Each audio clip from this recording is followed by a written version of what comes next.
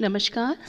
आज मानव विकास यानी कि ह्यूमन डेवलपमेंट की क्लास में हम पढ़ेंगे हेरिडिटी एंड एनवायरनमेंट यानी कि वंशानुक्रम और वातावरण।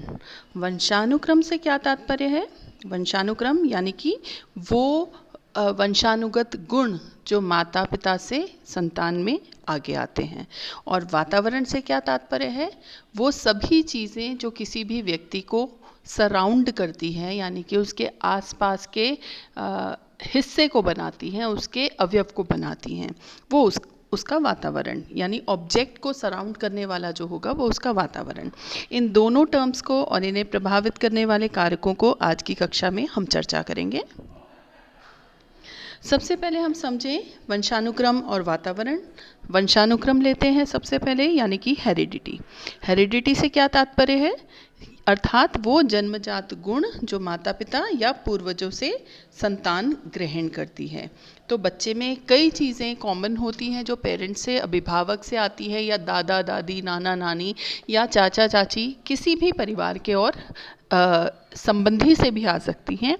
कई गुण होते हैं, जैसे कि किसी की आँख का रंग, बालों का रंग, मुख आकृति, त्वचा, बहुत सारे फैक्टर्स होते हैं जो उसको, कई बार आपने सुना होगा कहते हैं कि ये तो अपनी मम्मी पे गया है बच्चा, या ये अपने पापा पे गया है, या नानी पे गया है, दादी के ऊपर गया है। ये हेरिडिटरी होता है, अर्थात कई जन्मजात गुण जो पहले के पूर्वजों में पाए गए या माता पिता में पाए गए और बच्चे ने जीन्स के माध्यम से वो ग्रहण कर लिए। जीन्स क्या होते हैं? जीन्स वो एक प्रकार से जेनेटिक मटेरियल होता है, यानी कि वंशानुगत सामग्री होती है जो कि इन गुणों के हस्तांतरण के लिए जिम्मेदार होती हैं। अब इसके अंतर्गत सभी गुण आ जाएंगे, शारीरिक गुण भी आ जाएंगे और मानसिक गुण भी आ जाएंगे। जैसे कभी आपने देखा होगा कि अगर पिता बहुत कुशाग्र बुद्धि है तो बालक भी बहुत कुशाग्र बुद्धि होता है। ये ज़रूरी नहीं है कि ऐसा होगा हमेशा, लेकिन ऐसा होता भी है। तो बहुत सारे मानसिक गुण जो पेरेंट्स में पाए गए हैं या उनसे उनके भी अभिभावकों में पाए गए, वही आगे बच्चे में भी पाए जाते हैं। किसी को अगर ड्राइंग पेंटिंग का शौक़ है या कुछ और कारीगरी का शौक़ है तो बच्चे में भी कई बार वो जन्मजात गुण आ जाते हैं। तो माता पिता के जो शारीरिक और मानसिक गुण हैं वो संतान में उसका हस्तांतरण होता है। इसी को वंशानुक्रम कहते हैं, इसी को इंग्लिश में हेरिडिटी कहते हैं। और ये जो गुण हैं ये बर्थ से पहले, अर्थात जन्म से पहले ही निर्धारित हो जाते हैं, यानी कि गर्भाधान के समय ही निर्धारित हो जाते हैं। गर्भाधान के समय ही कई चीज़ें और भी निर्धारित हो जाती हैं, जैसे कि बच्चे के गुण क्या होंगे, कितने बच्चे होंगे, और क्या क्या कैरेक्टरिस्टिक्स उसके, क्या क्या विशेषताएं उसके अभिभावकों से या किसी और पूर्वज से उसके अंदर आएंगे। तो ये हैं। फिर हम देखें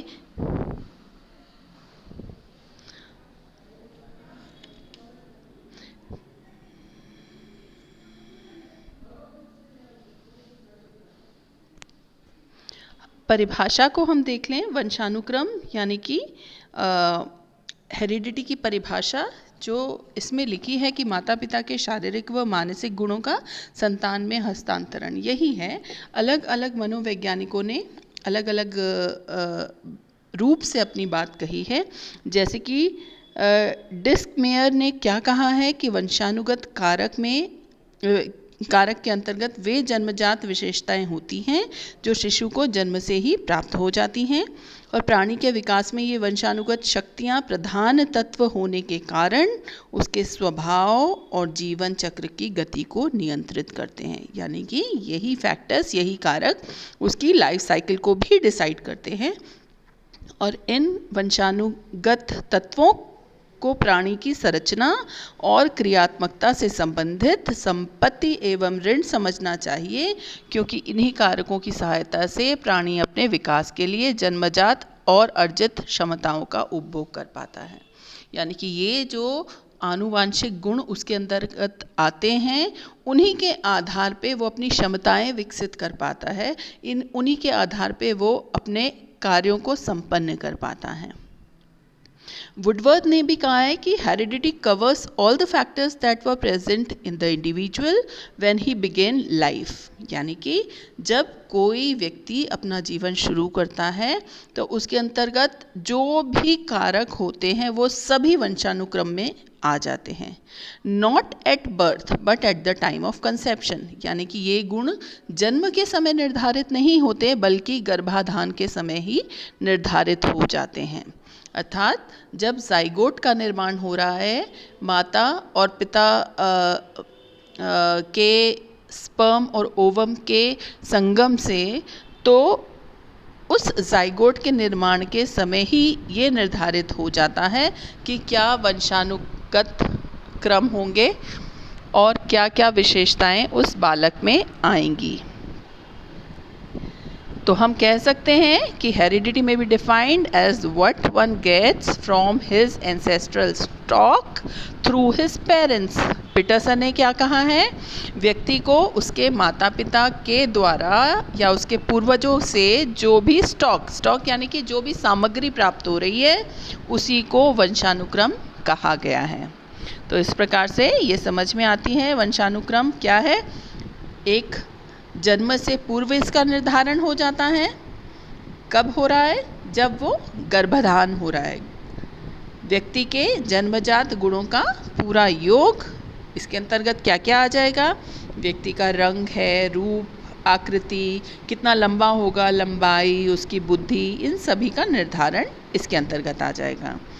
अर्थात पैतृक गुणों का संतान में हस्तांतरण। यौन निर्धारण भी इसी के अंतर्गत, क्योंकि माता और पिता, माता में XX क्रोमोसोम होता है, पिता में XY क्रोमोसोम होता है।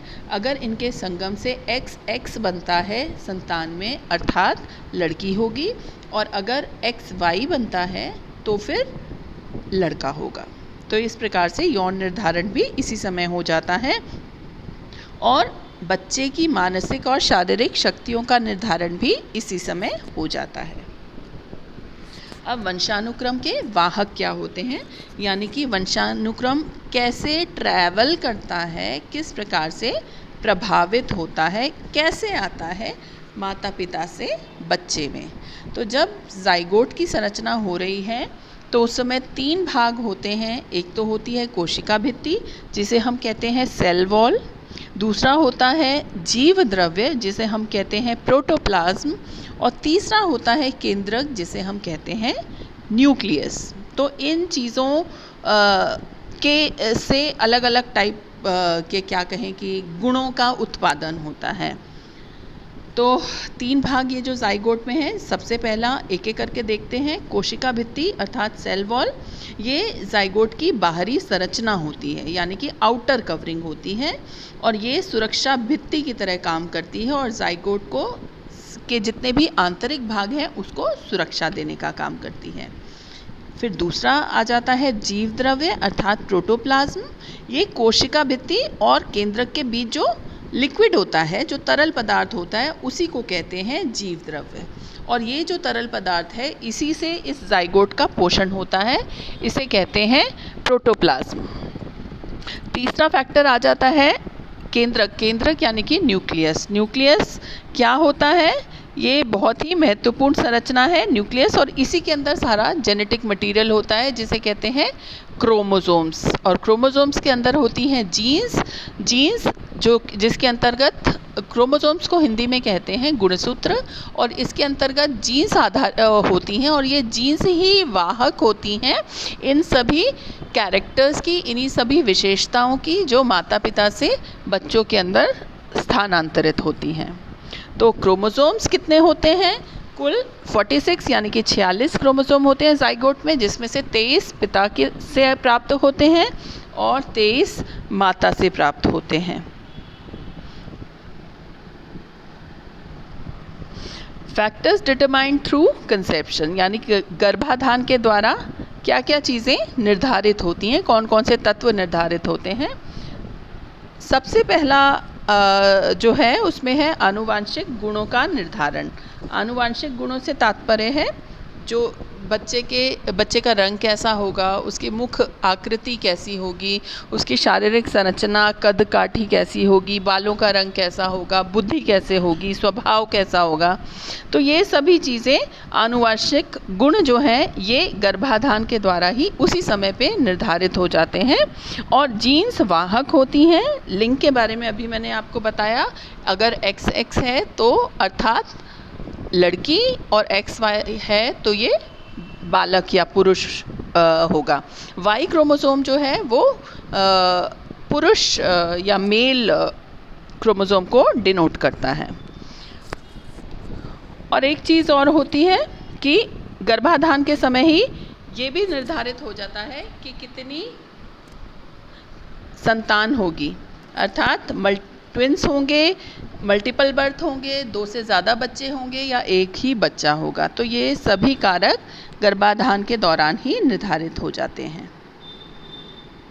इस चित्र में जैसे कि आप देख रहे हैं, स्त्री है, XX क्रोमोसोम है, पुरुष है, XY क्रोमोसोम है। अगर X और X का संगम हो रहा है, दोनों के XX क्रोमोसोम मिल रहे हैं तो नतीजा XX लड़की बन रही है। और अगर स्त्री का X और पुरुष का Y क्रोमोसोम मिल रहा है तो परिणाम लड़का XY मिल रहा है। तो आज की कक्षा में इतना ही पढ़ेंगे, आगे इसको निरंतर इस क्रम को बनाए रखेंगे। धन्यवाद।